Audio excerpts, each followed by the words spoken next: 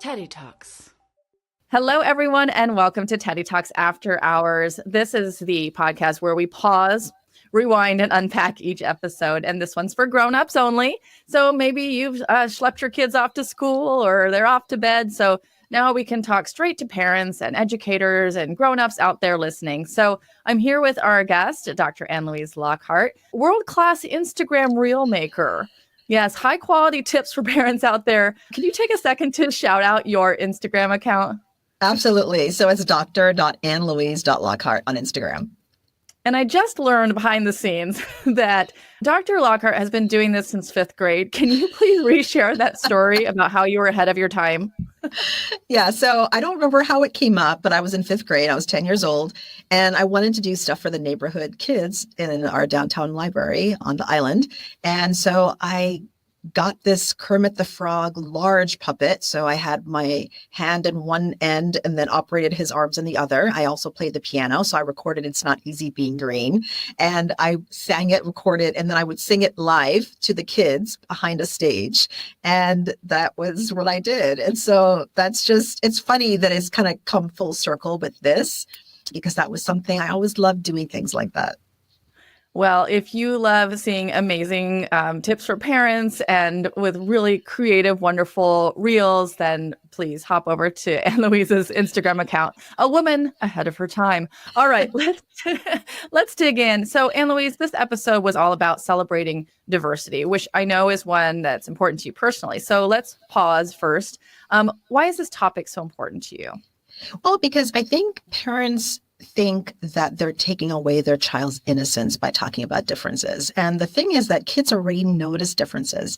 Differences are noticed from a very early age. They see that in the research. They see that in the psychological literature, developmental literature.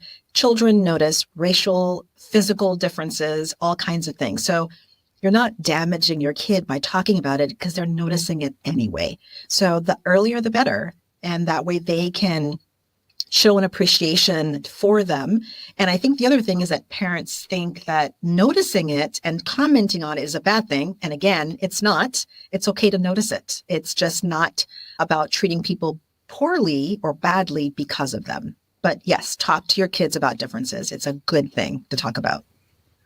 Yeah, it actually leads to my next question, because we're going to rewind the episode. Because in this one, Grizzle and Grizzlette learned that it's okay to notice physical differences. They notice that they have fur and I don't and whatnot. And so you mentioned sort of why this is important. And kids are already noticing differences. I think if you could speak to a moment that I know a lot of parents have had, me included. So I have mixed race kids. So we've been talking about skin color for a long time because they noticed it, like my skin's different than daddy's skin and their skin's sort of in between. And we've had discussions because it's sort of naturally come up.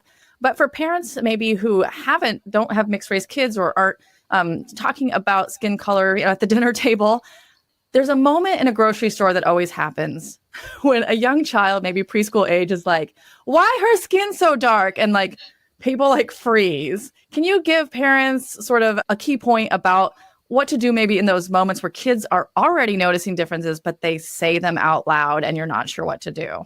Absolutely. Well, first of all, it could be horrifying because you hear it out loud. You're like, I cannot believe I'm living in this moment, like right now. So you allow your nervous system to kind of feel it and then breathe through it and know that, again, your child means well because, again, they're noticing something or someone that's different. And so once you get yourself collected, you don't have to tell them to shh and don't say that. You can say, oh, you notice that person looks different than you. Good job noticing. Like you can just kind of acknowledge it, normalize that, yes, we all have differences and some are more noticeable than others. And I think that's an important part because you don't want your kids to feel ashamed of noticing it. And you also don't want them to feel embarrassed by your embarrassment for your initial reaction to it. So I think those are all important. And I know for me, kind of a side story, when I was a child, my father is very dark skinned and my mom is very, very light skinned. And so I used to be confused because I looked just like my mom, but I was a darker version of her. And I was always confused by that and why I looked different. And so again, having those discussions with kids is important. So that way they don't feel weird or different. They just know that it's just different and it's a good thing. So I think that kind of, let's talk a little bit about the psychological principle of color blindness, that there is some thought to like, well, if we just don't notice color at all, then that's being fair to everyone, that I only see people, I don't see color. From a psychological standpoint, you have a take on color blindness. Yes, absolutely. It's someone who's not willing to see the truth behind it. People do notice differences and people do notice color. And I think people think that they're being like this really good person if they see no color. And that's not the case. So for example, several years ago, I dyed my hair purple. Absolutely loved it. People noticed it. People would cross the parking lot to notice my purple hair. Now, you can say all you want, oh, I'm colorblind, I never saw your purple hair. No, yes, you did. You saw it and you commented on it and you noticed it. And it wasn't a bad thing that you noticed it. So I think colorblindness is not the goal here. And I also think the other part of it is if we're trying to achieve colorblindness, we're saying that color or differences are bad. And that's kind of the subtle underlying or very explicit message that we're sharing with our kids is if you notice color, that means color is bad. So then what's the default? What's the quote norm? And I think we want to move away from that. So again, it's okay to notice color. It's okay to notice differences. We just want to prepare and equip our kids to see it and actually celebrate it, including their own. And that's what the Teddy twins did in our episode, right? They really started to appreciate their own culture and their teddy bear culture. And it was honestly one of the most adorable episodes I've ever recorded. But anyway, if I do say so myself. We also touched on the idea of prejudice, which was explained to Grizzle and Grizzlette as people being mean to you if you look different. Can you just share any advice, sort of ways that you help young kids who are grappling with this really big idea? Yeah. So prejudice, if you break it down, is pre-judgment. You're judging someone before you fully know who they are and what they represent in the world. And so it's quite common for people to make judgments when they see somebody. It's a first impression, in other words. The bad thing is when you make a pre-judgment and you stick to it and you develop a stereotype and you develop hatred or a significant prejudice based on this prejudgment. That's when it becomes bad and it goes downhill. So I think we have to be aware of that and know that where are we? What are we speaking in our homes? What are our kids saying? And what are the ways that we're maintaining these prejudgments that are becoming just straight up prejudice? Because what prejudice then can become is then racist behavior. And what we don't want our kids to do is go down that hill. Thank you for really clarifying that. And it sounds like you're speaking a little bit towards implicit bias, which is a concept that you have these judgments and it's very subterranean. You don't notice you're having them, but then, you have to have that stop and think mechanism. Like, oh, that's, maybe bias or that may be implicit bias. So thank you for bringing that up. So I want to do a little bit of a rewind here to when you were little Ann-Louise doing puppet shows for her peers. What advice do you wish your younger self knew about celebrating diversity? That's a great question. So I think the thing is, my perspective is very different than a lot of people may have if they grew up in America. Because I grew up in the Caribbean, there was diversity all around me. And I was an ethnic majority. So I was represented in the people around me. So I think what was amazing about that is that I saw beauty in my color, in my culture, in my accent, in the foods I ate every day, all the time. It's not till I came to the United States at 18 that I then felt more shame around my skin color or my accent or the way that I looked. So I feel like one of the things that I would want people to learn and wish that I had learned early is that people are going to make judgments all the time, but your worth should always come from inside of you. Your value should be seen and known and celebrated so that even when people make prejudgments about you or statements or have a stereotype about you, that you are still strong and grounded. And I wish that I had known more about that it could have taken me into coming to the United States. So I think having parents talk to their kids about that, making sure that their value is grounded and that they have a good sense of self-worth so that even if they feel attacked in some way based on the way they look, that they still feel confident about themselves.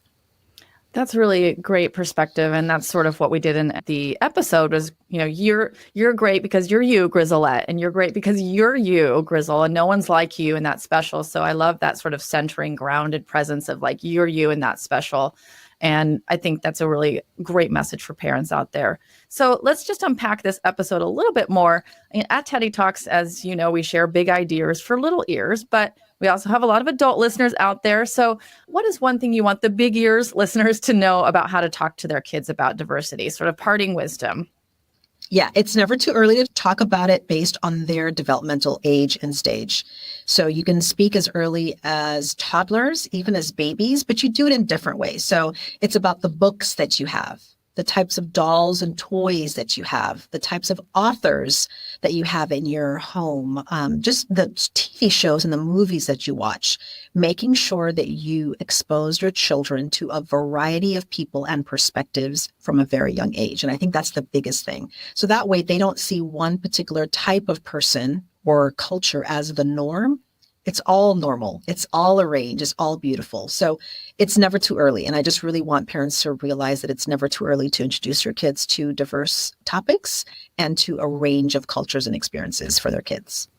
That's fantastic advice. So all the parents who get hit up at the book fair at your school, you want to really expand your library. I love the concept of mirrors and windows in literature, that kids need to see themselves in books reflected, but they also need windows into people who don't look like them or different cultures. So you can have both a rich library, and that's a great talking point, especially for little kids, to point out differences in books. So that's really great advice from Dr. Ann-Louise. All right. So now my favorite part, the very big bonus question. Are you ready? Yes. All right. So I think you already know this, but Grizzlette was my actual childhood bear. Grizzle was my sister's bear. And I recently asked her, like, do you still have Grizzle? And she does. So one day, hopefully he'll be able to make a cameo. Do you have a favorite item from childhood, like a childhood bear or lovey? Tell us a story.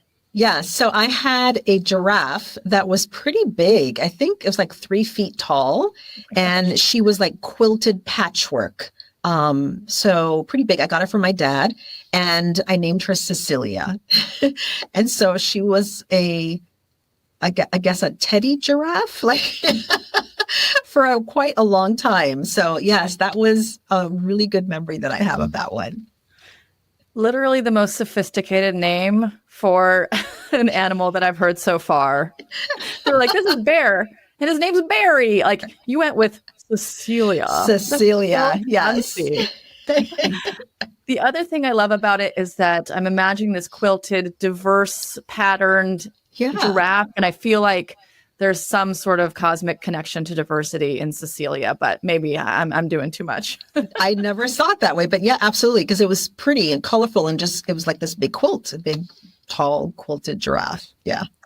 All right. Well, I think Cecilia is a perfect metaphor for this show, is to have a beautiful quilt, a patchwork of many different types of people. And I really appreciate you coming in to talk about this, what can be kind of sensitive or tricky topic for parents. And you've made it so easy to understand and digest. So thank you so much. And we'll see all of you out there on the next episode of Teddy Talks. Bye, y'all.